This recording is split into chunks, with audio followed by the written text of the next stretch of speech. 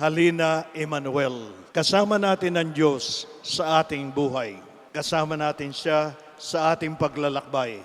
Kasama natin siya kung meron tayong mga problema na hindi natin malutas. Kasama natin siya sa ating kasayahan. Pero pakatandaan ang Emmanuel.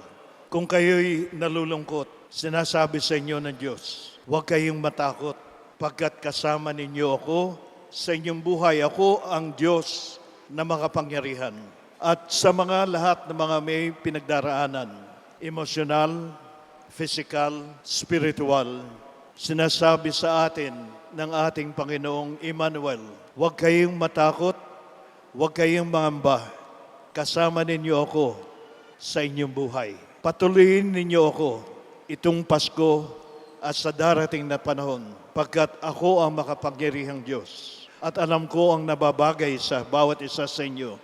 Ako ang tutugon sa inyong mga kahilingan. Ito ang panalangin ko para sa inyo at para sa akin sa pag-aantay natin sa Emmanuel.